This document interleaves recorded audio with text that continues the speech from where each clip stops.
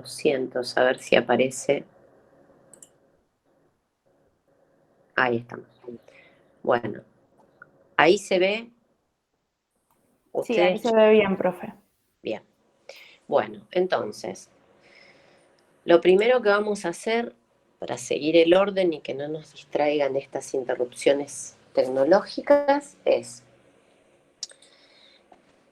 ustedes tienen en la pantalla la actividad práctica de estructuras y procesos que era de la unidad 2, que llamamos la rueda operativa o el modelo de la rueda operativa. Yo justamente no acepté gente que quería ingresar a las 7 menos 5 menos 10 porque estaba devolviendo mails que me habían contestado ustedes, no alcancé a contestarlos a todos, pero varios hicieron el intento de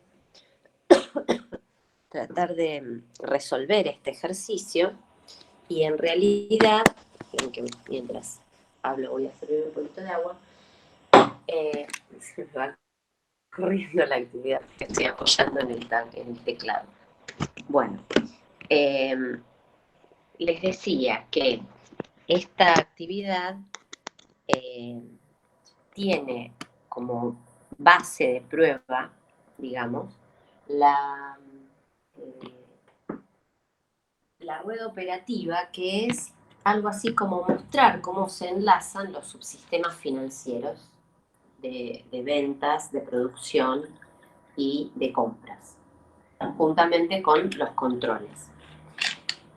Pero además tienen un aspecto de práctica que tiene que ver con la materia que ustedes vieron el año pasado, que es la de introducción a la administración, donde ustedes ven estructura. Obviamente que nosotros retomamos el tema de la estructura porque la estructura es la que soporta los sistemas administrativos. Lo que yo noto es que hay datos de la estructura que no se terminan de cerrar en este ejercicio, derivados probablemente de falta de cierre de conceptos relacionados justamente con estructura. Entonces, varias personas que resolvieron el ejercicio, que lo resolvieron bastante bien, lo que, en lo que fallaron fue en, por ejemplo, me decían, no sabían qué hacer con el sector de asesoría contable o auditoría. Muchos sugerían si podía ser línea staff, a varios les contesté que esa era la solución correcta, pero muchos me lo planteaban como una duda directamente. Entonces, eh, no toqué la parte del funcionamiento del sistema administrativo, no les ocasiona inconvenientes, pero que cuando insertamos la estructura aparecen los problemas. Justamente este ejercicio trata de resolver desde el punto de vista conceptual, a través de un ejemplo muy básico, cómo hace una empresa cuando arranca de cero, como en este caso, y quiere crecer.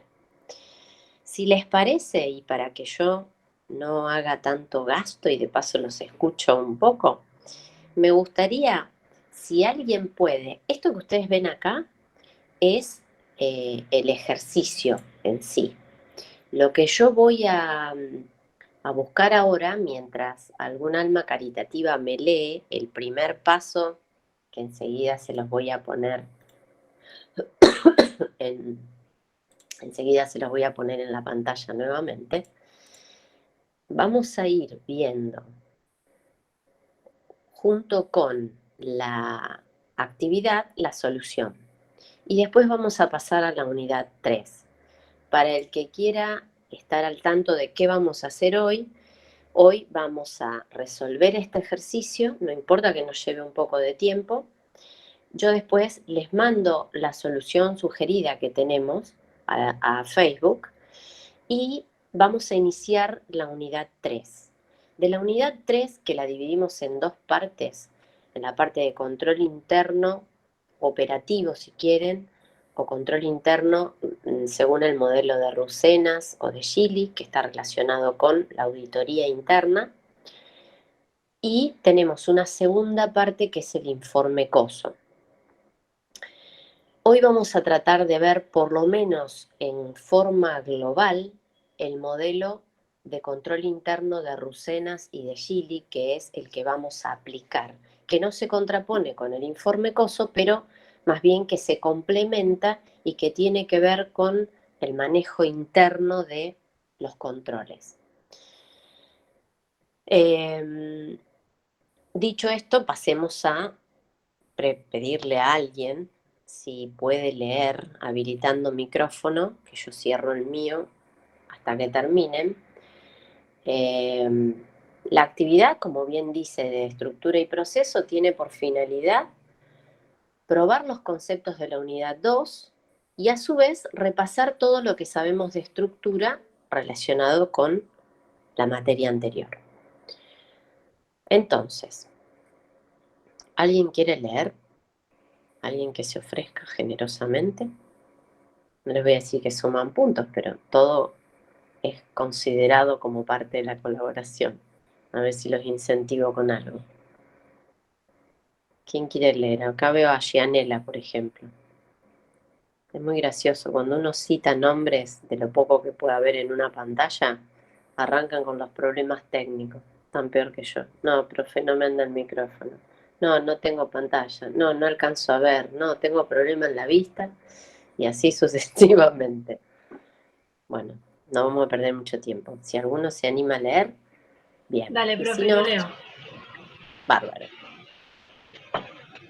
Paula, Sí, lo que está en pantalla, ¿no es cierto? por supuesto. Bien. Vamos a la introducción.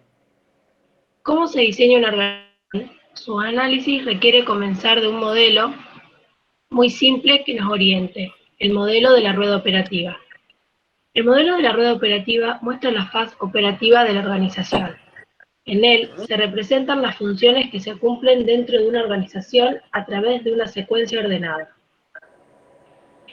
Esta es una de las formas más sencillas de considerar a una organización. Es el primer paso para entender qué es lo que sucede dentro de cualquier organización, en particular dentro de una empresa.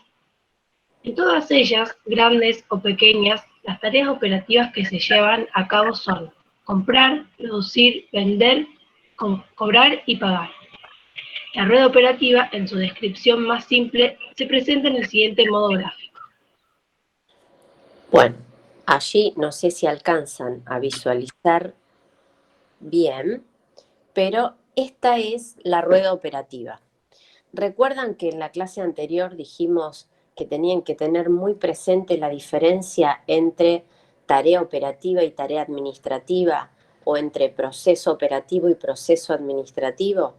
Bueno, lo que ustedes tienen acá como tarea operativa seguramente condice con tareas administrativas que dan información a eso que pasa en la tarea operativa.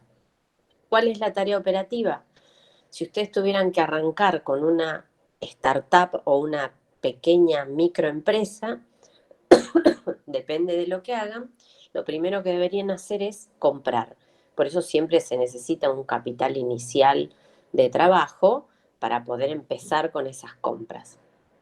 Ustedes compran con ahorros, por ejemplo, en base a eso que compran, producen, después de producir venden, después de vender cobran, a lo mejor venden y cobran en el mismo momento, y después de cobrar tienen que administrar ese recurso para pagar lo que habían comprado y reiniciar la rueda. Se supone que después de vender y cobrar, algo les va a quedar para no solo tener que volver a pagar lo que se compró y recomprar, sino que ahí empieza a quedar ese plus, que es el agregado que uno hace cuando agrega valor y genera el producto que finalmente la gente va a decidir volver a comprar si es que es efectivamente bueno.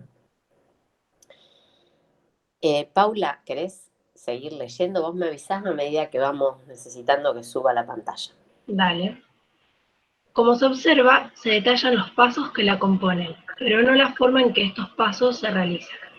Salvo la función de producir, que en las empresas exclusivamente comercializadoras no existe, los eslabones de la rueda operativa son idénticos para todas las organizaciones. La rueda operativa se diseña a partir del producto, bien o servicio que constituye la razón de la organización. Ese producto es el que va a determinar en gran medida la forma en que la organización va a diseñar e implementar las funciones. Diseñar una organización es ir tomando conciencia de cómo se configurarán cada una de estas actividades de la rueda operativa. A medida que crece una organización, requiere para su eficiente y eficaz funcionamiento puestos de trabajo más especializados, formalizados y capacitados, mayor descentralización de funciones y responsabilidades nuevas formas de coordinar las actividades. En el momento inicial, el diseño de la organización es simple. Luego, con su desarrollo y crecimiento y el consecuente incremento en los flujos de trabajo e información, dicho diseño se complejiza. Bien. Y Entonces, lo que tenemos que saber es que si fabricamos un producto, es quizá más simple de interpretar la rueda operativa. Pero si nosotros solo comercializamos, ejemplo, una ferretería que no fabrica nada sino que vende, un supermercado, una carnicería, un negocio de venta al público de lo que a ustedes se les ocurra, salvo que preste un servicio como, no sé, una cafetería o McDonald's, evidentemente la parte de producción que se va a obviar se reemplazará por un sector de compras más organizado, porque evidentemente el hardcore del negocio o el núcleo central no pasa por la fabricación, sino por la venta. Dicho esto, vamos a analizar de qué se trata este ejercicio. ¿Alguien más quiere ayudarle a Paula? ¿O se anima? ¿Quiere seguir leyendo vos? yo no tengo problema. Dale, y parece que nadie tiene problema en que vos sigas leyendo. ¿Sí? Bueno. Actividad, estructuras y procesos. Sí. A partir de la lectura del caso planteado a continuación, analizar las diferentes etapas por las cuales transita la organización que se describe a continuación, prestando especial atención en la dinámica que se pone de manifiesto en el diseño de su estructura y sus procesos. Caso de estudio, Sergio y Ariel García. Primera etapa. Dos hermanos, Sergio y Ariel García, deciden armar una pequeña empresa. Se dedican a confeccionar y vender ropa para niños. Ariel compra la tela, corta y confecciona las prendas. Sergio se encarga de vender la ropa a una clientela de 20 negocios de la zona y, cuando tiene tiempo, ayuda a su hermano en la confección. Se solicita graficar la rueda operativa en esta etapa inicial de desarrollo de la empresa. Bien, bueno, acá tenemos dos hermanos. Los hermanos en realidad hacen lo que pasa en cualquier pyme que puedan conocer, que se dedique a fabricar algo. Tocan, bailan, atienden el timbre, manejan el banco, son porteros, etc. En este caso se armaron esa rueda operativa para que los dos hagan todo. Sergio y Ariel son los hermanos que fabrican ropa, la venden, se ocupan de comprar las telas, que sería la materia prima, la cortan y la confeccionan. Ariel se especializa más en la parte de producción de las prendas, mientras que Sergio se dedica más a la comercialización, por lo que dice allí, ¿no? Pero también le ayuda a su hermano. Lo que tenemos que graficar en esta primera etapa es justamente cómo se armaría esa rueda operativa que mostrábamos antes, que es esta que está acá, y eso nos llevaría también a mostrar en cierta forma una estructura orgánica o una estructura pequeña, pero estructura al fin, donde tendríamos las mismas personas ocupando muchos cuadraditos dentro de esa organización, pero con roles definidos. ¿Cómo resolveríamos esto? Yo después, recuerden, les paso esta solución al Facebook para que todos la tengan. Fíjense, nosotros tenemos la rueda operativa y acá tenemos el primer paso, que es la primera etapa, y acá tenemos el planteo que se hace de esa misma rueda operativa donde ubicamos el rol de cada hermano en cada parte. Por ejemplo, lo primero que hay que hacer es comprar, Ariel se especializa en eso, en la producción Ariel también es el especialista, en la comercialización ya está Sergio, en la cobranza también está Sergio, en la administración y finanzas, o sea, recibir el dinero y reinvertirlo, también es él el que se ocupa, de pagar se ocupa Sergio, y volvemos a empezar esta rueda con las compras que son para Ariel. Esta sería una forma de encarar el reparto de tareas en esa rueda operativa. La rueda es la misma, lo que hacemos es asignar roles a cada uno de los participantes. Vayamos a la segunda etapa, Paula. Te leo. Allí tienen entonces la solución de la primera. ¿Cómo asignamos roles? ¿Qué pasa en la segunda etapa? Segunda etapa. Con el tiempo, las ventas van aumentando y se incorporan 18 operarios para la producción de las prendas y 5 empleados administrativos. Bien. También se agregan 3 vendedores para ventas en el interior. Se solicita graficar la nueva red operativa para esta segunda etapa en la evolución de la empresa. Bien. Esto es, crecieron un montonazo, porque de ser 2 hermanos, imagínense que eran 2 personas y ahora tienen 18 operarios en producción, 5 administrativos y 3 vendedores. O sea que ahí tienen 8 y 8, 16. Sumaron 26 personas de la nada, más ellos 2, 28. O sea, pasaron de 2 a 28. ¿Cómo graficamos esto? Sería algo así. En la segunda etapa vamos a tener la misma rueda operativa, pero fíjense que ahora Ariel sigue comprando, Ariel sigue produciendo, pero ahora junto con otras 18 personas, lo que significa que va a tener un volumen bastante más importante de prendas para poder comercializar. Sergio ahora vende, pero además ya tiene 3 vendedores más, o sea que son 4 personas en ventas. Y en la parte de cobranza también tienen 5 administrativos que les van a ayudar. Obviamente, administración y finanzas, que sería cobranzas y pagos, lo mismo, también tienen más empleados.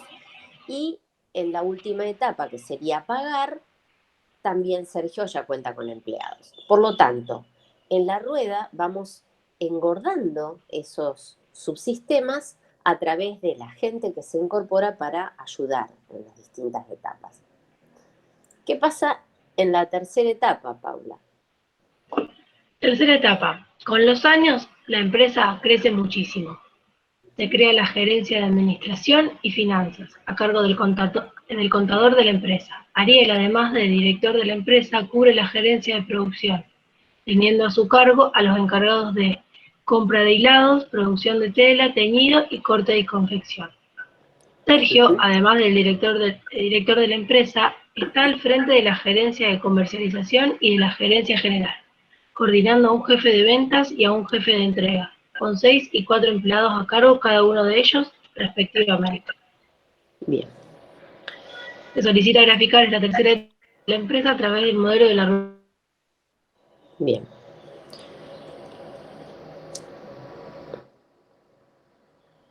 No te escucho, Paula. ¿Vos me escuchás a mí?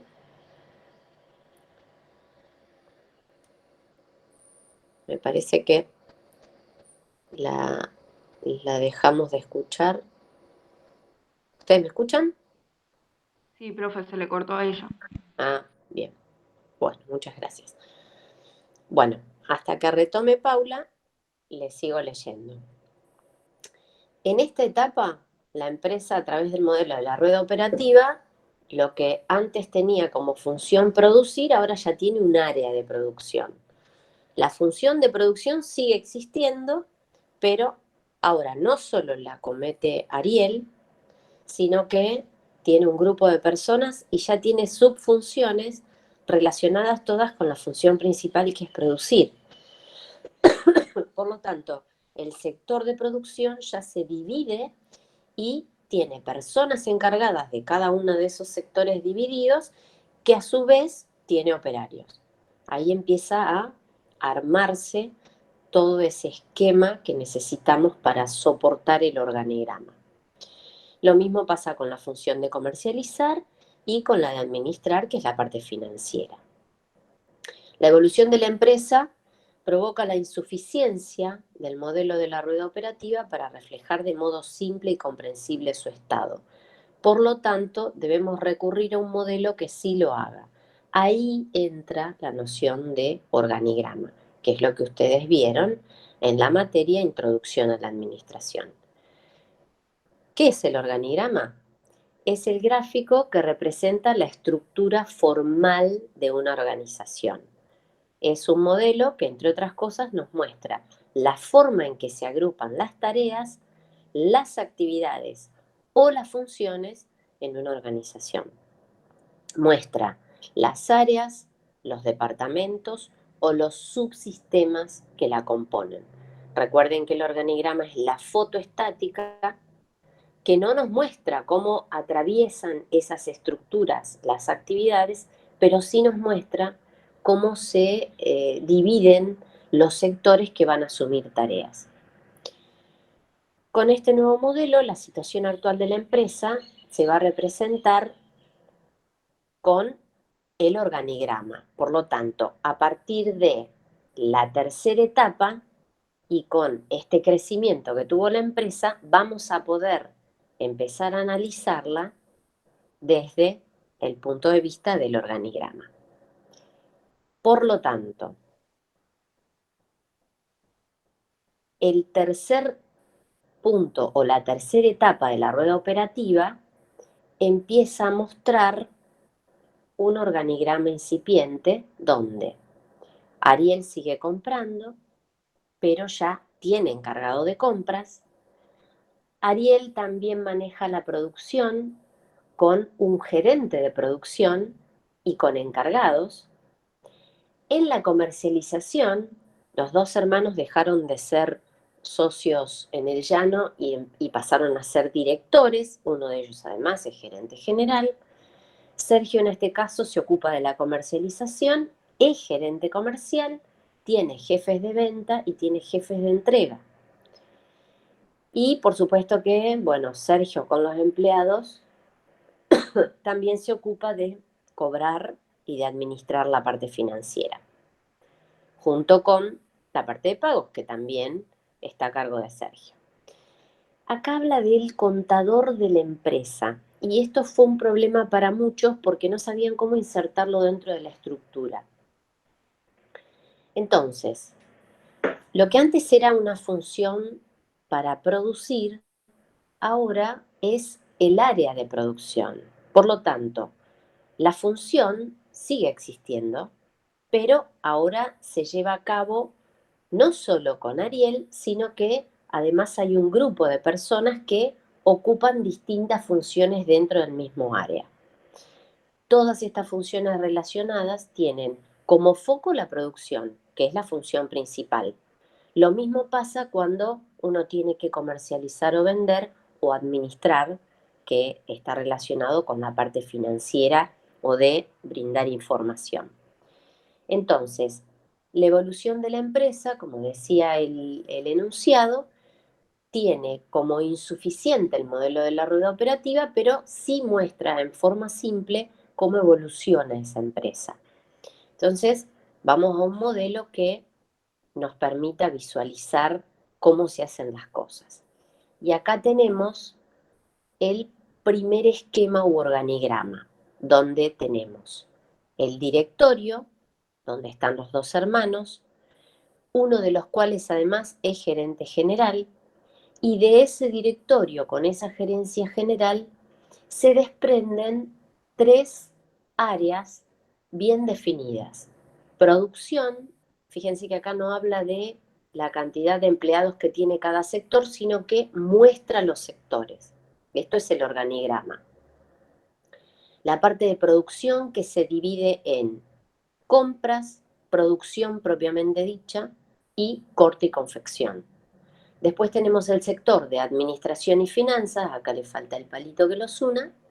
Y finalmente tenemos comercialización, que se divide en ventas y en entregas, donde también faltan los palitos que unen los cargos. Nos queda la cuarta etapa, que en la cuarta etapa, Paula, ¿se nos siguió perdiendo o se pudo conectar? Profe, avisó en el grupo que no tenía internet. Ah, se cortó. Bien. Bueno, es solidaridad eso, para saber que no soy yo sola la que tiene problemas. ¿Hay alguien que quiera seguir leyendo? ¿Se animan? Así yo no tengo que interrumpir con mi tos. ¿Escucha? Ay, ahí apareció Paula, bienvenida nuevamente.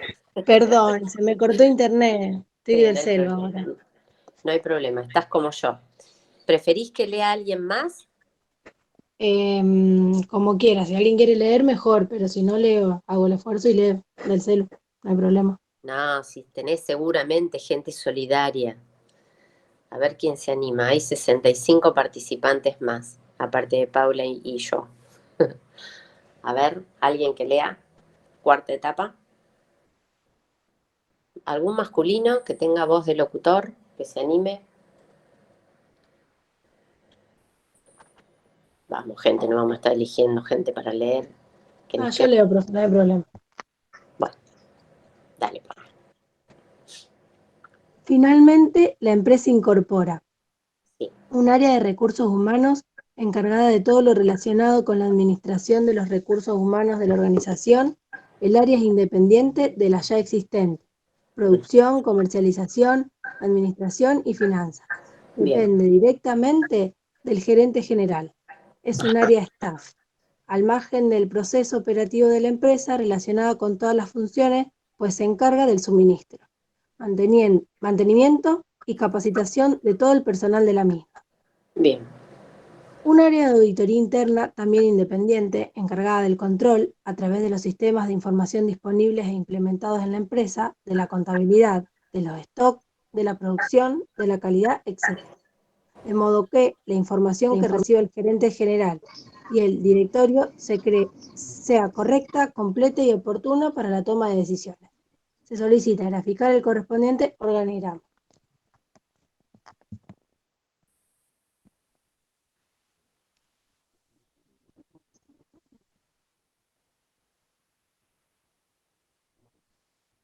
¿Se me cortó otra vez? No. Alguien que me responda, por favor. Yo tampoco la escucho. Nada, profe. Listo. No, a la profe no se escucha. Listo, gracias, chicos.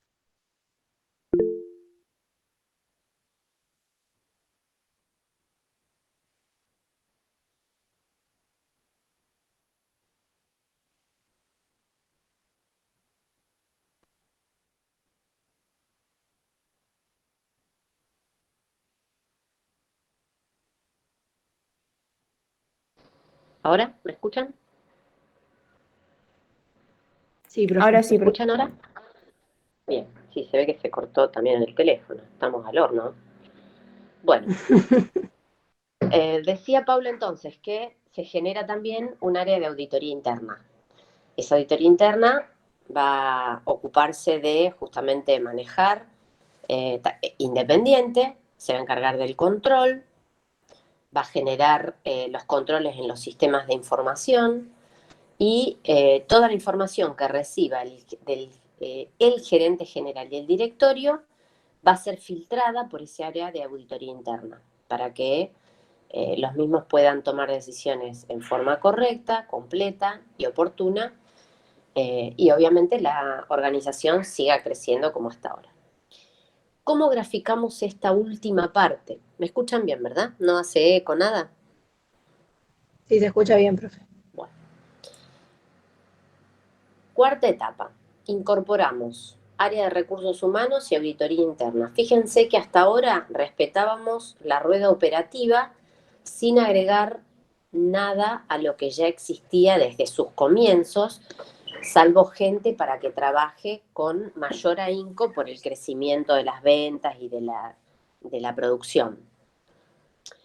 Vamos a la cuarta etapa. cómo incorporamos ese área de recursos humanos y el de auditoría interna.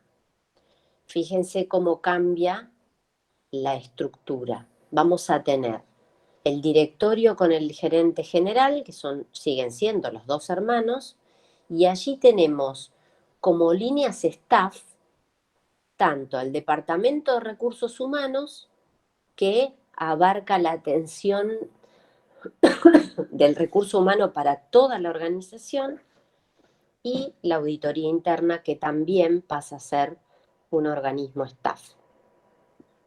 El resto sigue igual.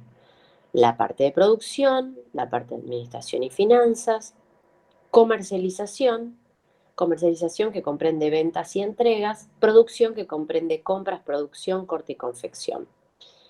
Por lo tanto, no está hecha la rueda en este último paso, pero debería mostrarse lo mismo con el agregado de estos dos departamentos.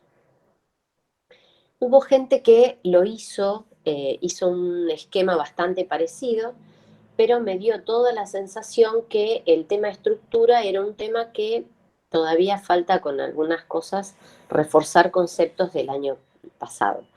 Mi gran temor en relación a esto es que las clases online también limitan el contenido de las materias, porque yo entiendo que no es lo mismo tener que estar sentado en un banco mirando la cara de pavo del que habla en el frente, pero que los obliga por lo menos a hacer ver como que prestan atención y escuchar. Y otra cosa es cuando uno está en la comodidad de una casa o de un escritorio, donde cuando quiere uno es una letra en la pantalla, se levanta, puede escuchar, es otra libertad, es cierto. Pero también es cierto que nos quita contenido. Y lo que antes teníamos que sí o sí resolver en clase, ahora muchas veces decimos, bueno, después lo hacemos, bueno, después vemos cómo es, bueno, después lo leo bien. Entonces, bueno, pasa que hay gente que está leyendo material, pido disculpas a Josefina, puede ser, Gallo, que me mandó un mail y me había aparecido en spam, no lo había visto, recién hoy empecé a revisar y tengo mails y me llegó la consulta en el campus, pero todas las dudas que ustedes tengan, recuerden que en 2 horas no podemos resolver todas las cuestiones, pero cuando ustedes tienen la ventaja de poder analizar el material, una vez que termina la clase, ustedes pueden preguntarme de lo que tengan dudas y yo me puedo llegar a demorar un poco o me avisan, como en este caso, si yo no contesto, que parece silencio de radio y que muchas veces es porque no lo veo. Y en ese caso yo enseguida empiezo a interactuar para que podamos resolver dudas. Muchas veces esas dudas conllevan a mostrarles conceptos de un aspecto diferente de lo que muestre Gili o Rucenas o cualquier otro autor de los que nosotros trabajamos como Minberg, y se da la aclaración en el Facebook, cosa que sin intoxicar, por decirlo de alguna manera, el campus con tanta información más allá de la que ya tenemos, que está sistematizada, podamos también aprovechar para ver un concepto diferente, muchas veces de Gestiópolis o de algún modelo que anda dando vueltas por internet, que a veces es más didáctico que lo que nosotros les damos en clases. Dicho esto, Profe, sí. nosotros por lo menos en mi comisión, el año pasado solo poníamos línea de staff cuando nos decía que estaba asesorado por esa persona. Pero si nos decía que se incorporaba un área, lo poníamos como producción, comercialización.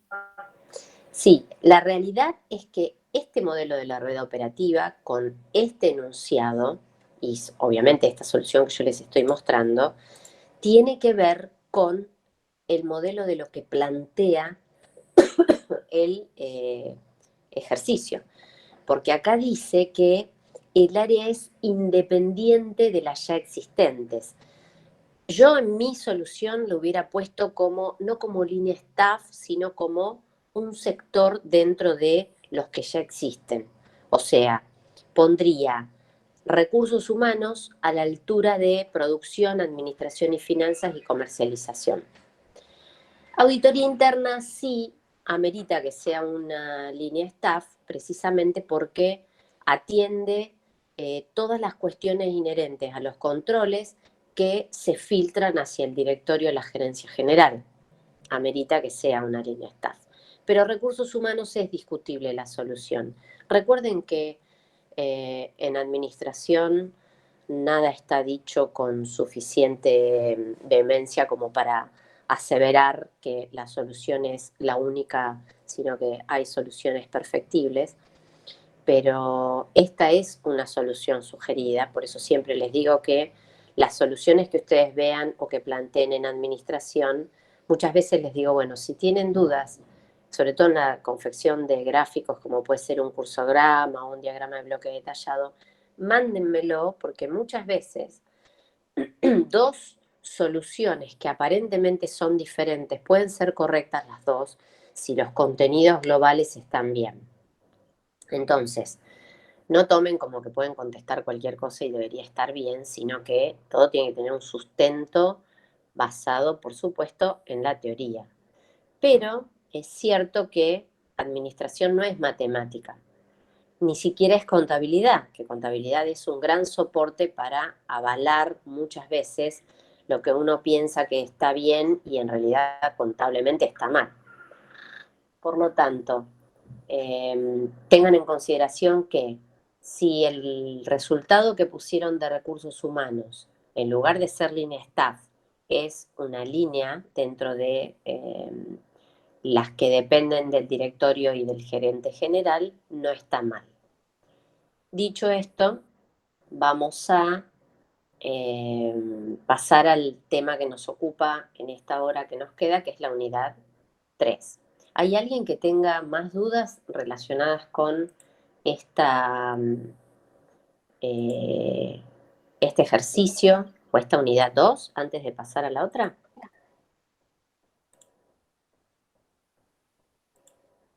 ¿No? Bueno. Vamos a... Bueno, por acá... Ustedes siguen compartiendo pantalla conmigo, por lo que veo, ¿no? Porque yo en el celular estoy viendo. Vamos a hacer lo siguiente. Vamos a repasar, díganme ustedes si visualizan bien, el contenido de la unidad 3, para ver si todos pudieron acceder al campus. Vieron que después de lo que ustedes me habían planteado relacionado con el material, se habilitó todo y se quitaron fechas de vencimiento. Por lo tanto, ahora tienen acceso a todo lo que de hecho estuvo siempre, pero agregado a esta unidad 3. De la unidad 3, en realidad, les decía que lo que tenemos justamente para, vamos a repasar un poco de la unidad 3,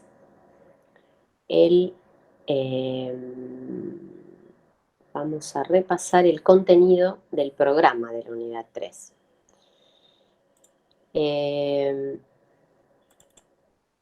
¿Cómo anduvieron con la unidad 2? ¿Pudieron ver todos los contenidos? ¿Vieron en la unidad 1 lo que yo les mandé de Minberg, de las organizaciones como flujos de trabajo? Eso también forma parte de este contenido de la rueda operativa, como para empezar a aplicar conceptos de la unidad 1 en el resto de las unidades y obviamente en los subsistemas, ¿no?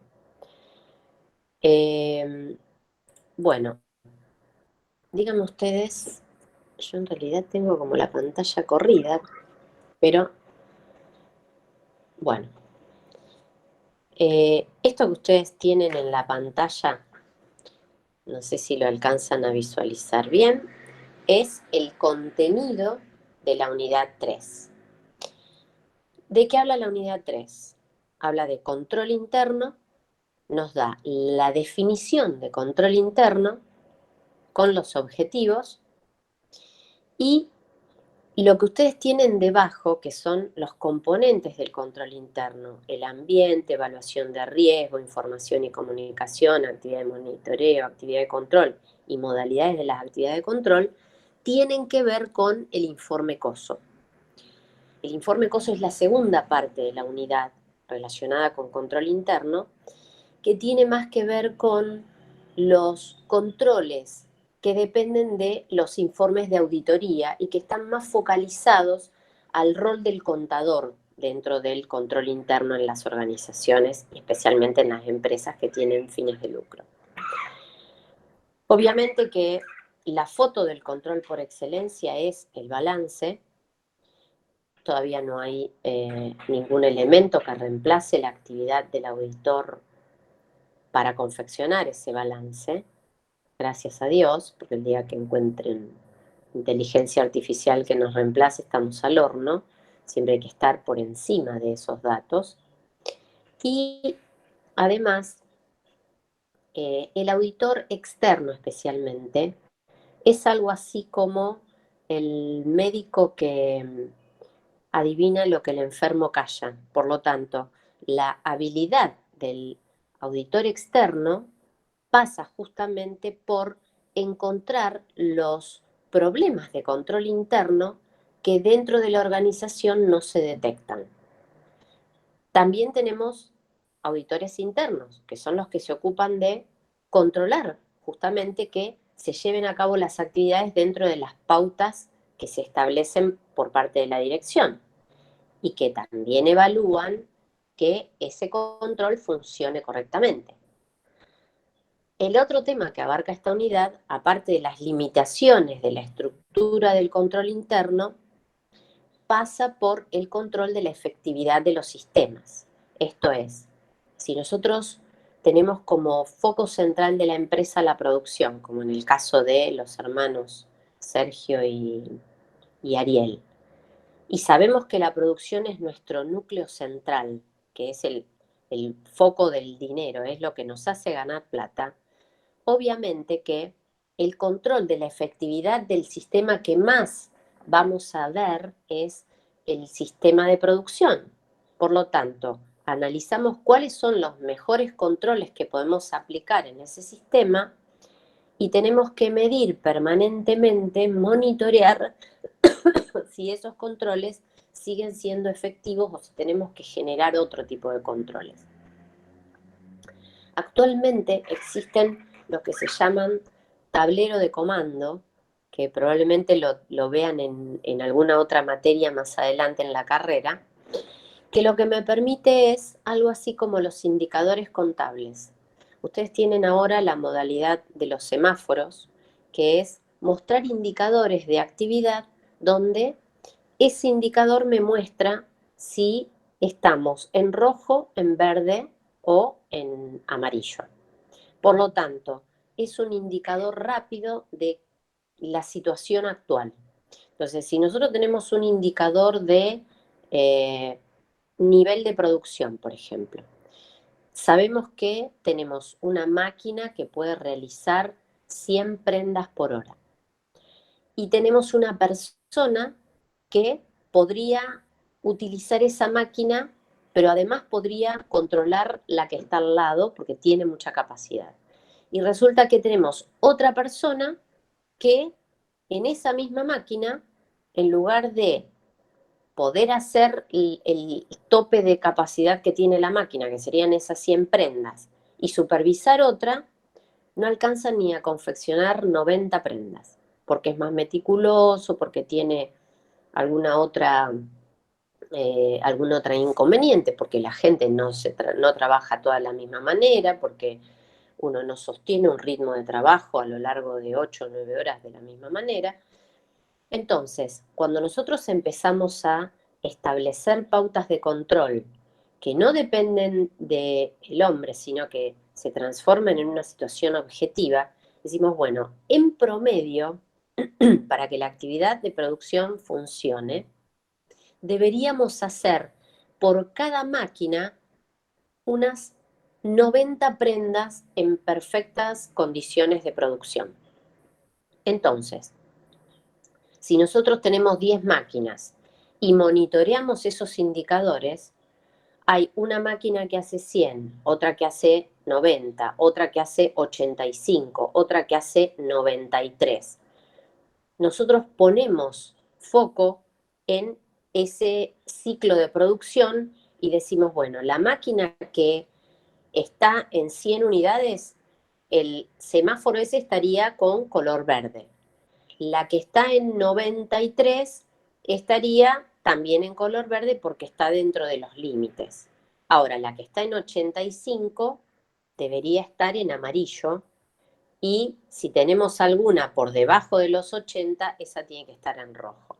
¿Qué nos permite esto? Nos permite saber dónde tenemos que focalizar el control. ¿Para qué voy a hacer hincapié en la máquina donde se está haciendo 100 prendas por hora o 100 prendas por día, lo que sea, que se esté controlando, si sabemos que está funcionando correctamente? Entonces, controlar la efectividad de los sistemas también pasa por encontrar los lugares donde hay que controlar para, hablando en criollo, no controlar al cohete. Entonces, la habilidad del auditor, tanto del interno como del externo, pasa por encontrar esos puntos de control. Eso es un poco lo que vamos a aprender a lo largo de esta unidad. Obviamente que sobre estos temas de control interno vamos a volver cuando analicemos cada uno de los subsistemas. ¿Por qué? Porque vamos a empezar a conocer más profundamente cómo se maneja cada subsistema y a partir del manejo y del diseño del mismo vamos a poder establecer cuáles son los controles óptimos. Lo que nosotros vamos a analizar como control interno en esta unidad en un principio es la parte global de los controles internos, que son los controles internos básicos, que después se pueden aplicar a cada uno de los subsistemas con particularidades de cada subsistema. Pero el control básico es uno solo. Por ejemplo, nosotros hablamos en esta primera parte de control por oposición de intereses, en forma genérica, o de separación de funciones. Entonces, en realidad, la separación de funciones es la base del control interno. Ahora, si queremos aplicar ese control interno, esa base de separación de funciones al subsistema comercial, entonces deberíamos decir que para que funcione el control interno por oposición de intereses, diríamos que en el subsistema comercial, quien recibe el pedido no debería ser quien factura, y si el que recibe y factura es la misma persona, debería tener alguien que controle eso que recibió y que facturó, porque de otro modo se podría prestar a fraudes, engaños o errores, que pueden no necesariamente tener que ver con una posible estafa, sino errores derivados justamente de que el que toca está bailando. ¿Vamos bien hasta acá? Yo sé que puede sonar aburrido, pero el control interno, como futuros contadores, van a tener que empezar a tomarle cariño porque tanto desde dentro como desde fuera de la empresa es una parte fundamental inherente a la profesión que ustedes eligieron. Si vamos bien y ustedes no han perdido conectividad y por lo que yo veo, con suerte y viento a favor, yo tampoco, vamos a seguir analizando el contenido del campus. Bueno, ¿alguien tiene alguna pregunta relacionada con esto antes de avanzar al contenido del campus? ¿No? Miren que el que calla otorga. Bueno, unidad 3, control interno. ¿Qué tenemos por acá? Tenemos el compendio de auditoría de la TUCA, que en el capítulo 6 focaliza en el informe COSO, por lo tanto es la segunda parte de la unidad. Y tenemos el manual de control interno de Rubén Rucenas, que es justamente la base que tomamos para control interno. Esto no significa que lo de Gili no se tome en consideración, sino que Roussenas nos ordena desde el punto de vista de la auditoría en forma más conectada con la futura carrera que nosotros vamos a llevar adelante, que es la de contador. Por lo tanto, van a ver que mucho de lo que ustedes puedan leer en Gili se aplica a control interno en Roussenas. Lo único que hay que hacer es dividir de acuerdo a lo que propone Roussenas, que nos parece más ordenado. Acá tienen estos dos elementos de la bibliografía dentro de la unidad. Vamos a ver si es cierto que están. Yo hace un rato los vi, espero encontrarlos nuevamente. Lo que tienen acá es un mapa conceptual de la unidad. Esto lo tienen generalmente en todas las unidades. Hasta ahora lo hemos visto en la unidad 1 y en la 2. Acá tenemos qué es el control interno, el informe COSO como regulador del control interno, donde nos da un marco conceptual común que nos informa cuáles son los componentes del control interno. Acá tenemos los 5 componentes. Tenemos la definición de control interno desde el punto de vista de COSO. Y tenemos la definición de control interno que la podemos encontrar en Roussenas o en Gili. En este caso, la definición de control interno para Gili es similar en contenido a Roussenas, y lo que sostiene en esta parte, que estos son los 4 pilares de control interno para Roussenas, es que el plan de organización y todos los métodos coordinados y medidas adoptadas dentro de una empresa son los que dan origen a ese control interno. ¿Cuáles son los 4 pilares del control interno? La salvaguarda de los activos, o sea, la protección del patrimonio, el control de la exactitud y la confiabilidad de la información contable. Acá está el desempeño de los contadores internos y de los auditores externos. Tenemos que alentar la adhesión a las políticas establecidas por la dirección superior y fundamentalmente promover la eficiencia operativa. Todos estos objetivos que se resumen en estos 4 pilares sirven justamente para ejercer un buen control interno en la organización. Estos objetivos resumidos, que son los 4 pilares de Roussenas, tienen subobjetivos u objetivos múltiples y tienen una serie de modalidades, que es lo que vamos a analizar. Se aplican normas o pautas particulares para cada subsistema o procedimiento, que obviamente tienen como base estos 4 pilares fundamentales. Por lo tanto, este resumen de la unidad les va a permitir tener tipo machete oficial para saber de qué se trata la unidad.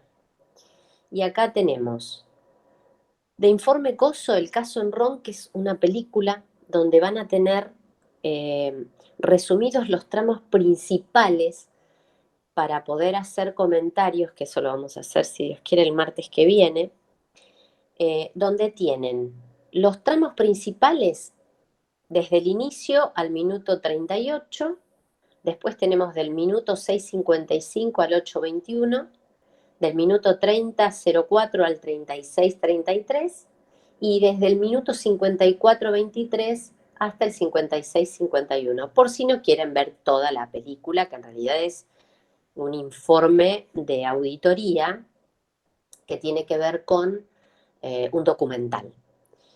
¿Qué más tenemos? Acá tienen el libro Compendio de Auditoría, que lo mencionaba en el principio como bibliografía básica. Acá tienen el capítulo 6 de la estructura del control interno. Esto es, repito, informe COSO, que todavía no lo vamos a ver. Lo vamos a ver el martes, si Dios quiere, y podemos terminar con la unidad. Acá tenemos explicaciones sobre el informe COSO, que tienen que ver justamente con un PowerPoint que hizo Mirna Sassone y que les relata, perdón, les relata parte de la explicación también de Informe COSO. ¿Qué más tenemos? Tenemos, acá me está faltando cosas que vi antes y que no estoy viendo ahora. Acá hay un... ¿Me están escuchando bien, verdad? Sí, profe. Sí, profe. Bueno, muchas gracias. Tenemos en el foro hay una guía. Esperen que me estoy yendo. En el material de estudio van a encontrar no solo lo que les mencionaba de, bueno, obviamente lo de el manual de control interno, sino que van a encontrar también, acá tenemos el foro de informe COSO, que tienen, aquí está, actividades de control interno, que son para ejercitar justamente informe COSO y que si quieren pueden, una vez que veamos informe COSO, tratar de resolverlo y lo que vamos a hacer es corregirlo en clase, como hicimos con la rueda operativa. Después van a encontrar en las normas generales de control interno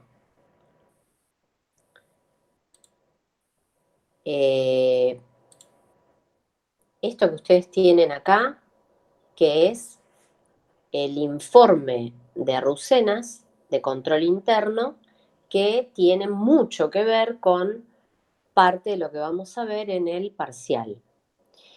Esto lo hizo, bueno, obviamente lo armamos en la cátedra, pero es un PowerPoint que armó fundamentalmente el profe Fernando Cerato, que habla precisamente, resumidamente, de los principales temas que toca Rucenas en cuanto al control interno. Les da el concepto de control, les dice cómo nace el concepto de control, que nace como una función gerencial. Imaginemos en la rueda operativa que tenemos a los dos hermanos. ¿Qué necesidad pueden tener de control? Pueden tener necesidad de control para que no se les escape, por ejemplo, quién tiene que pagar o a quién le tienen que pagar ellos. Pero no necesitan controlar que alguien les esté robando o que alguien les esté entregando mercadería sin que ellos lo noten. Son ellos dos. Salvo que se roben entre hermanos, que es terrible y que es más habitual de lo que uno supone. Es difícil que en la forma exponencial en que crecieron hayan tenido problemas de control al principio. El control aparece como necesario cuando la empresa crece y las relaciones se hacen más complejas, precisamente porque necesitamos ver que no se contrapongan esas actividades, esas tareas, o que evidentemente no haya actividades que no estén supervisadas. Bueno, esto lo pueden ver por cuenta de ustedes, por supuesto. Se los muestro rápidamente. Les aconsejo, como siempre, bajarlo. Acá tienen cuáles son las funciones del administrador: planificar, organizar, dirigir, ejecutar y controlar. Esto es bastante viejo como concepto, pero tiene que ver con el proceso de control dentro del proceso administrativo. Recuerden que tenemos procesos operativos y procesos administrativos.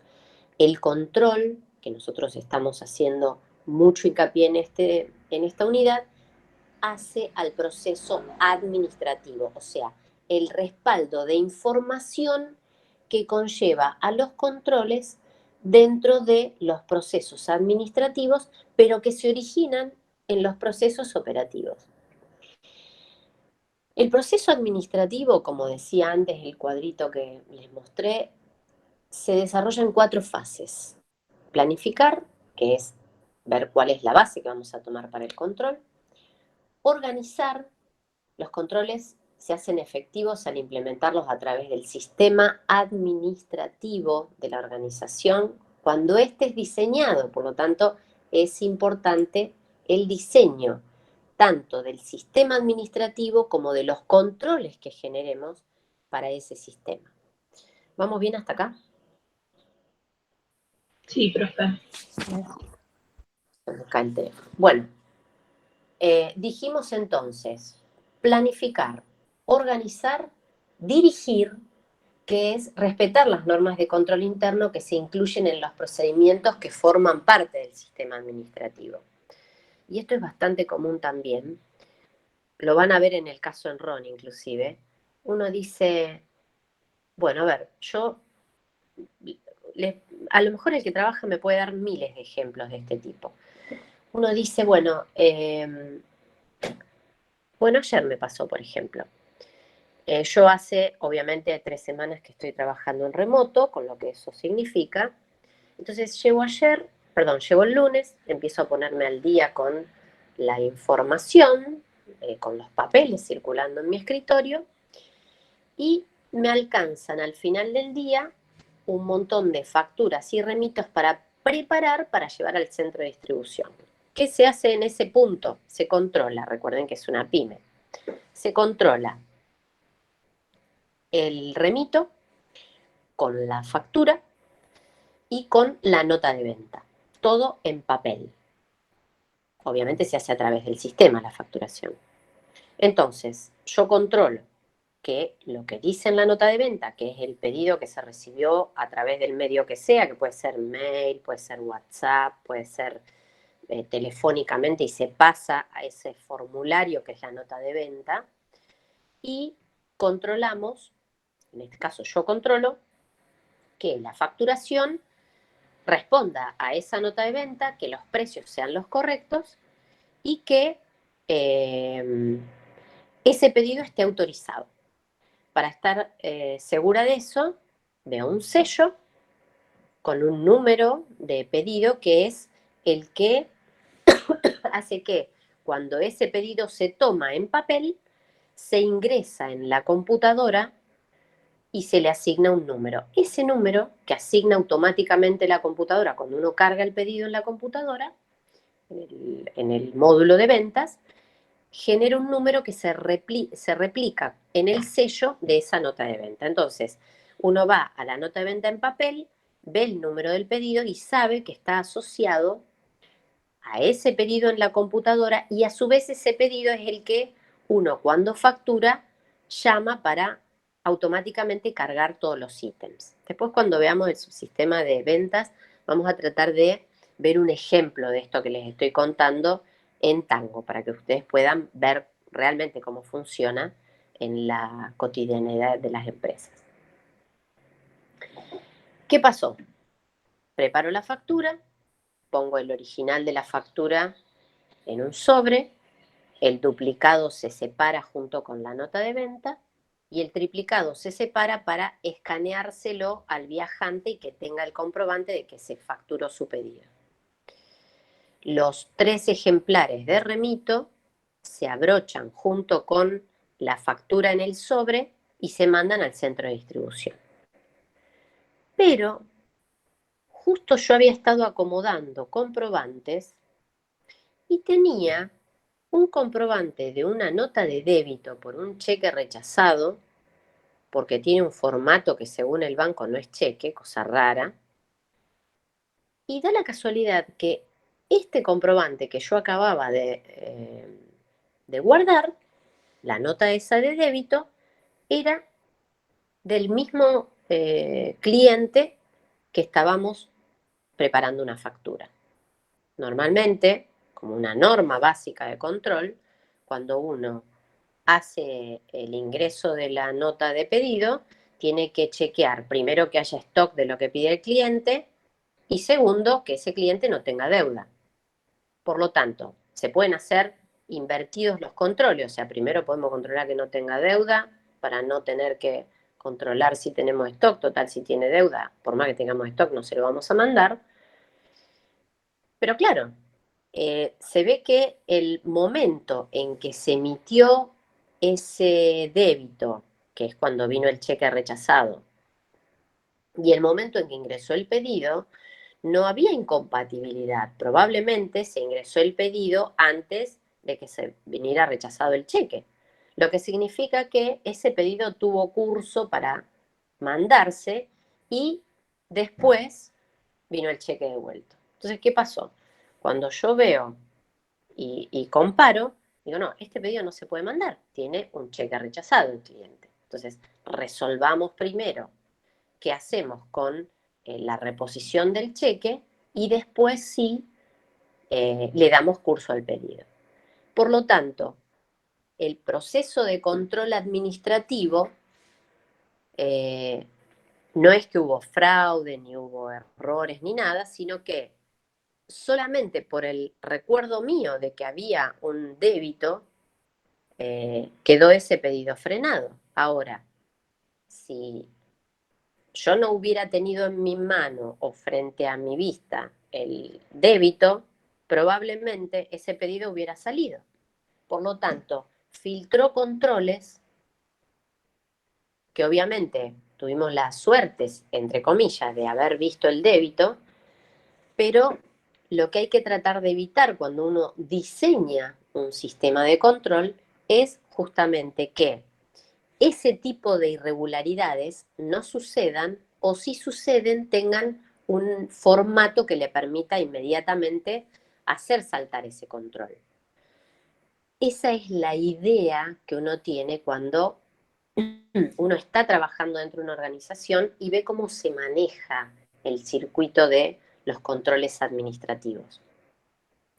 Lo que uno nota es que no se debe perder de vista la relación costo-beneficio y tampoco se puede perder de vista el hecho de ser racional, muchas veces intuitivo, que eso es lo que a veces los contadores tenemos en exceso, y ¿cómo se evalúa la relación costo-beneficio? Si el cliente me está pidiendo 100.000 pesos y tiene un cheque devuelto de 40.000, evidentemente yo freno ese pedido, porque el cliente está comprando, pero asume una deuda que puede que dependa de él o no, pero que implica elevar esa deuda a un 40% más, que probablemente su límite de crédito no lo tenga. O sea, no es lo mismo tener que pagar 100.000 que tener que pagar 100 más los 40 que vienen acumulados, precisamente porque a lo mejor tuvo un problema financiero. Entonces, que resuelva primero los 40, después mandamos los 100. Ahora, si el cliente tiene un cheque rechazado de 500 pesos o de 1.000 pesos, ¿ustedes van a frenar un pedido de 100.000?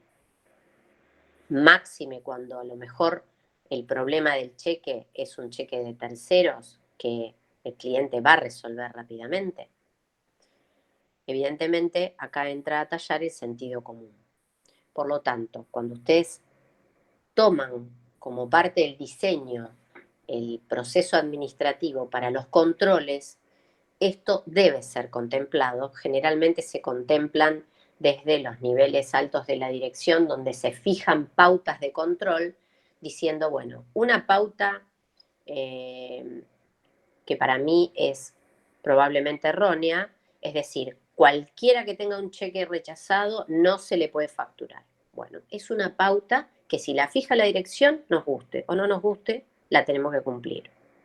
Ahora, si la dirección nos da discrecionalidad, ¿qué quiere decir esto? La dirección dice, bueno, cuando ustedes tengan un cheque rechazado y tengan facturas pendientes de ese cliente, el jefe de créditos o el encargado del sector financiero debe medir el riesgo que asume la empresa entregando el pedido a pesar de que el cliente tenga un cheque rechazado. Entonces ahí ya tenemos más fondo de maniobra. Por lo tanto, eso es lo que ustedes tienen que aprender a adquirir y eso lo van a adquirir obviamente con la experiencia, con el trabajo, con la lectura de casos como el de Enron que ponen blanco sobre negro para ver que cazan las moscas pero se le escapan los elefantes. Por lo tanto, el sentido común nunca se debe perder, nunca deben extraviar el rumbo por los excesos de control. El control del control del control del control genera trabas burocráticas que lo único que hacen es ralentizar los procesos administrativos. Por lo tanto, el control es un núcleo central dentro de la administración y en esta materia fundamentalmente tenemos que aprender a manejar el control para que el control interno dentro de los procesos administrativos haga que la información fluya de forma tal que no se produzcan interrupciones, pero que al mismo tiempo todo funcione coordinadamente y si hay un problema, ese problema se pueda detectar, que no quede tapado. Proceso administrativo y control interno. El sistema de control interno eficiente, recuerden acá saber la diferencia entre efectividad y eficiencia, solo podrá establecerse en una organización que se encuentre correctamente organizada, valga la redundancia en las palabras, en las que las funciones administrativas referidas funcionen de un modo integrado. El sistema de control interno es indivisible porque integra toda la organización. Esto es, el control es como una cascada que arranca en la cúspide de la organización y se desparrama a lo largo de toda la organización. Los japoneses creen en la autogestión del control. Esto quiere decir que ellos saben lo que tienen que hacer y tratan de hacerlo de la forma más eficiente posible, por lo tanto, ellos se autocontrolan, más allá de los controles que se implementen desde la organización. Por lo tanto, hacen mucho hincapié en las teorías de las 5S, en el tema de la limpieza, en el tema del orden, y fundamentalmente se autorregulan en los controles y son como relojitos. ¿Pueden tener inconvenientes? Sí, pero son bastante aceitados los mecanismos de autocontrol. ¿Cuáles son los alcances del control interno? El alcance del control interno es el ámbito de toda la organización. Los problemas que se generan al controlar las actividades que tienen origen en los distintos sectores, según las tareas que estos desarrollan, ¿cuáles son esos sectores? Son los subsistemas, abastecimiento o compras, operaciones o producción, si es que existe, comercialización o ventas, administración, finanzas y recursos humanos. Por lo tanto, el alcance del control interno es para todos los sectores dentro de la organización. Acá tenemos los subsistemas. ¿Cuál es la responsabilidad por el sistema de control interno? Función y responsabilidad siempre de la dirección superior, que es la que fija las pautas, diseñando e implementando el sistema para que sea eficiente. Después tenemos también, como parte de los responsables del sistema de control interno, a los auditores. Obviamente, es nuestra tarea casi fundamental.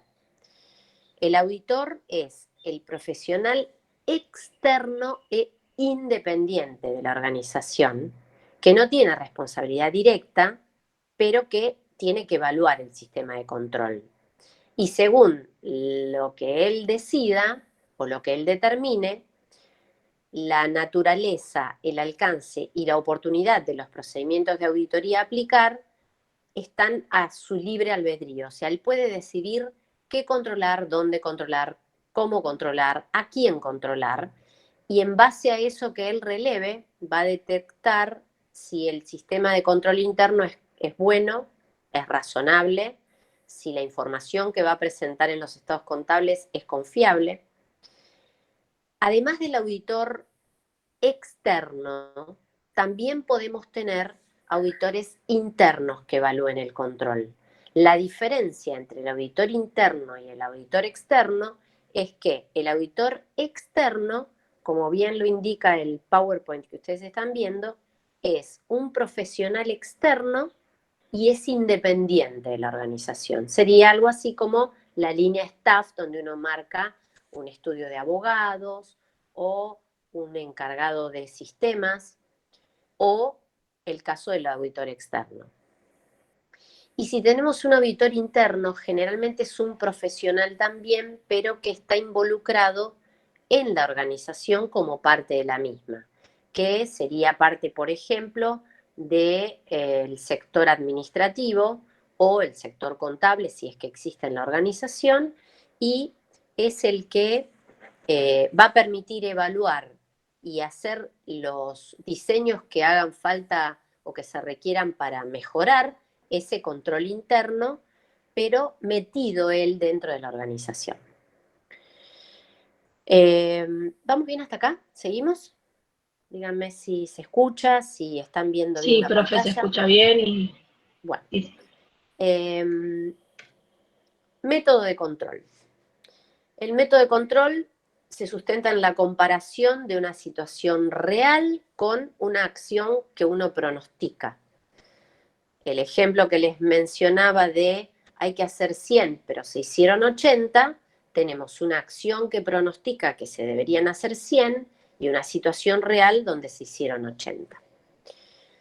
En todos los sectores debería haber prácticas de control o análisis de lo que pasa, y cuando se encuentran diferencias, tenemos que saber explicar por qué se generaron y tratar de corregirlas. El método de control es la comparación de lo planificado contra lo real o lo que sucede. Los desvíos generan acción correctiva y cuando esa acción correctiva, valga la redundancia, corrige la situación, quiere decir que se aprueba definitivamente ese control que antes había fallado o había tenido algún inconveniente.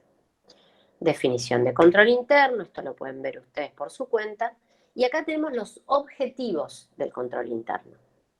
Los 4 pilares sobre los que se sustenta, en este caso Roussenas, para el control interno, tienen como objetivo, les decía, la protección de los activos, que sería la razonable protección del patrimonio. Obtener información adecuada, que sea confiable y eficiente. Digamos, que no nos den información trucha. Promoción de eficiencia operativa o simplemente eficiencia operativa. ¿Qué significa eficiencia operativa? Acá no habla de eficiencia administrativa, habla de eficiencia operativa.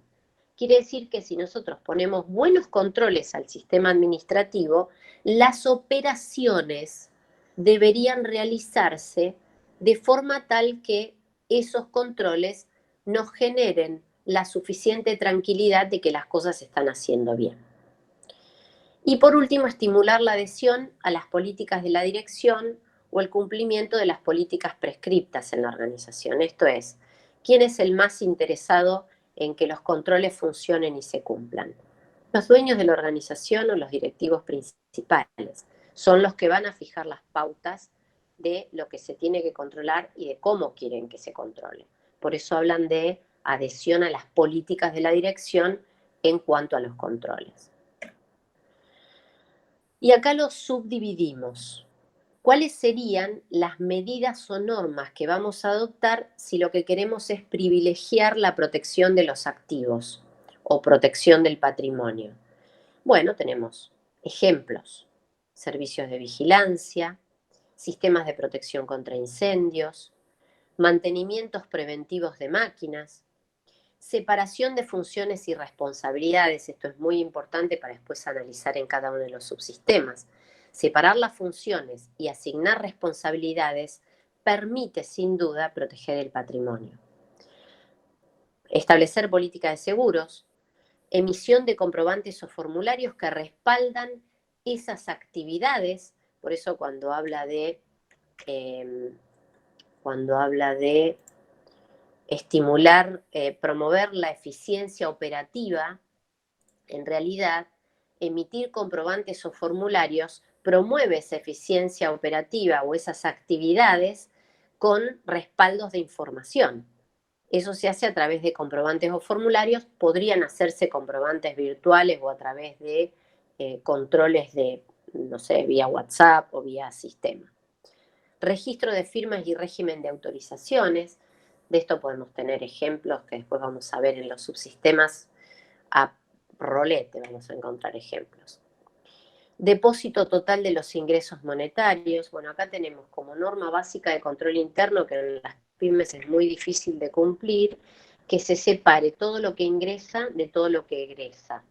Que lo que ingresa se deposite y lo que egresa se emita siempre con cheque propio o con transferencia. En realidad ahora podemos endosar cheques electrónicos, y con la imposición de los impuestos al cheque, la gente trata de no solo no emitir, sino de que cuando recibe un valor inmediatamente pueda pasarlo, para evitar justamente ese impuesto al cheque.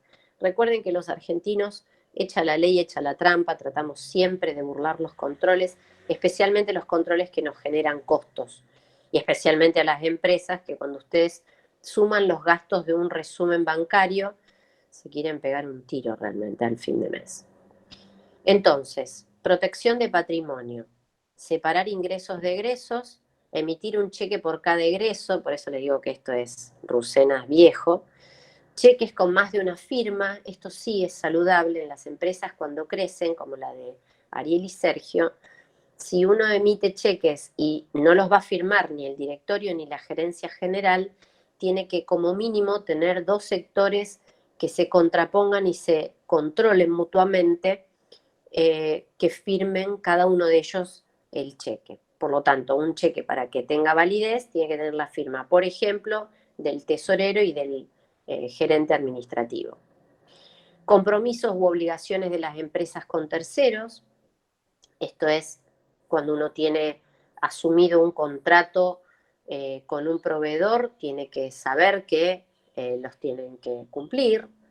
Los archivos, parte de cómo archivemos esa información también es protección de los activos o del patrimonio. Restricciones de acceso. ¿Esto qué quiere decir? Que cuando uno abre archivos, si uno factura, debería no tener acceso a las cuentas corrientes. Pues yo facturo, a mí qué me importa cuánto debe el cliente si yo estoy facturando, si a mí me dieron la tarea de facturar. Ahora, si la empresa es lo suficientemente pequeña y en realidad yo, para poder facturar, tengo que saber si esa persona debe, sí o sí tendría que acceder a analizar la cuenta corriente de esa persona. Pero bueno, eso depende de cada caso en particular. De todas maneras, las restricciones de acceso son bastante habituales. Después vamos a ver en cada subsistema cómo aplicaría esta restricción de accesos. Ustedes mismos, con un poco de sentido común, se pueden ir dando cuenta. Controles de supervisión, claves de acceso a la información. Por ejemplo, no cualquiera podría acceder a ver los saldos del banco. Y si cualquiera puede acceder a ver los saldos del banco, que no tengan acceso a las claves para poder transferir, por ejemplo, que son claves diferentes. Las medidas o normas para la obtención de información adecuada, que sea confiable y eficiente. ¿Cuáles son esas medidas o normas? El manual de cuentas, que se va a aplicar después en la confección del balance. La sumatoria de la información analítica debe ser igual a la sintética.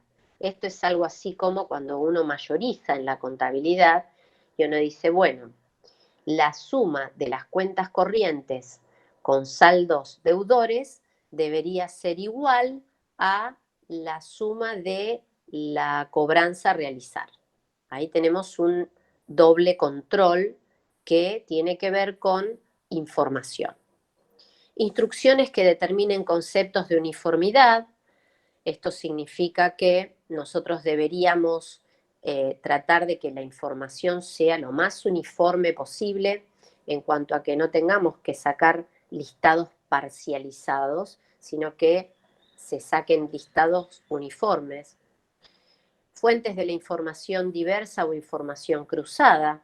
Esto es habitual cuando uno pide, por ejemplo, cierra balance y el auditor externo pide un listado de clientes y otro de proveedores para circularizarlos y controlar que los saldos de esos clientes y proveedores, sus saldos coincidan con los nuestros. Comparación de datos actuales con datos históricos, comparación de información propia con la de terceros. Ahora tenemos a través de base AFIP forma muy fácil de controlar si una factura que nos hizo un proveedor es trucha o no, porque tenemos acceso a la base de nuestros documentos y de nuestras facturas y de las facturas de nuestros proveedores que nos hacen a nosotros, o sea que inmediatamente podemos saberlo. Información fluida, constante o regular, comparación de la información real con la pronosticada y comprobantes y formularios que tienen que ver con una información confiable y eficiente. Las medidas o normas a adoptar para promover la eficiencia operativa.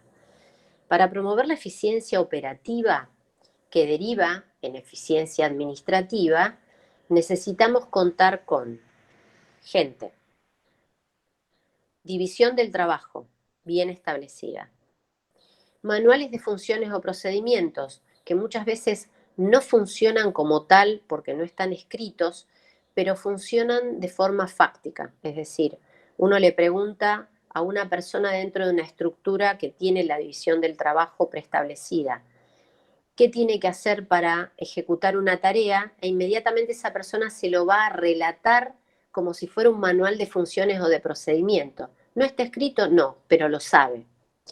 Lo ideal es poner esto en palabras escritas para que cualquiera pueda acceder y además lo escrito está. Uno no puede borrar lo que está escrito. Medios materiales y tecnológicos, entre otros la computadora, por ejemplo, un sistema operativo.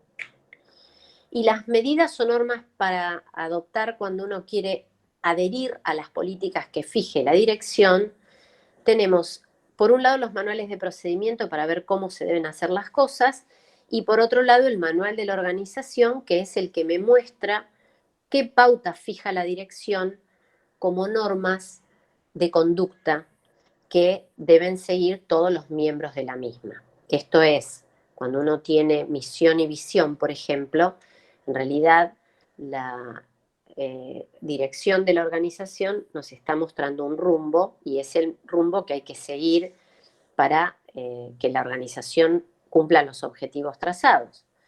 El organigrama, el manual de funciones, el manual de procedimientos y el manual de autorizaciones, todos pueden resumirse en un manual que sería el manual de procedimientos. Nosotros en el manual de procedimiento podemos establecer las funciones, los niveles de autorización y el manual de la organización también puede ser abarcativo de esos otros manuales.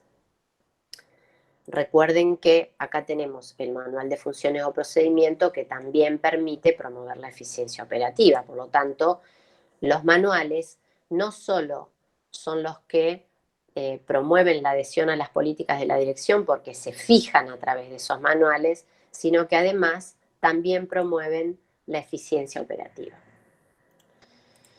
Bueno, dicho esto, hemos concluido con los temas principales dentro de esas normas de control interno.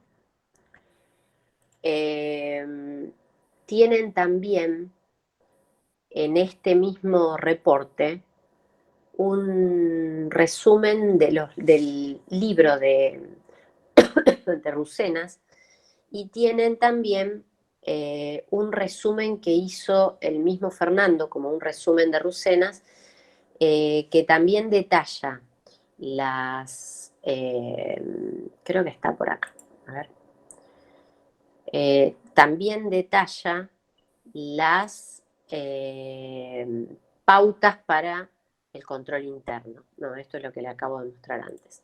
Bueno, búsquenlo, van a encontrar también el ejercicio, van a encontrar la guía de esta unidad.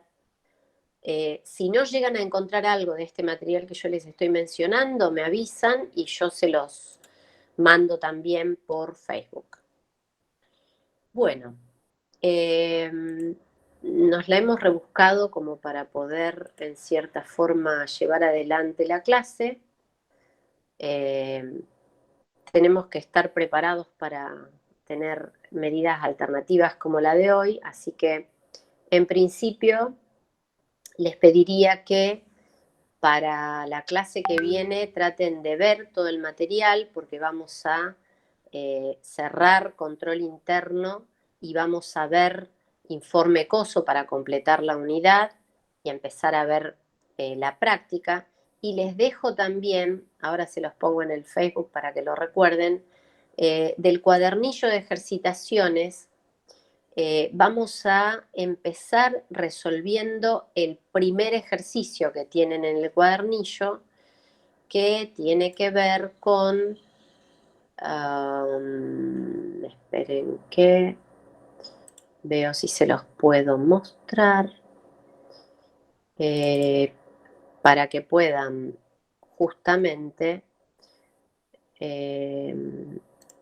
no sé si lo vamos a tener acá, pero bueno, como para que puedan ver el ejercicio.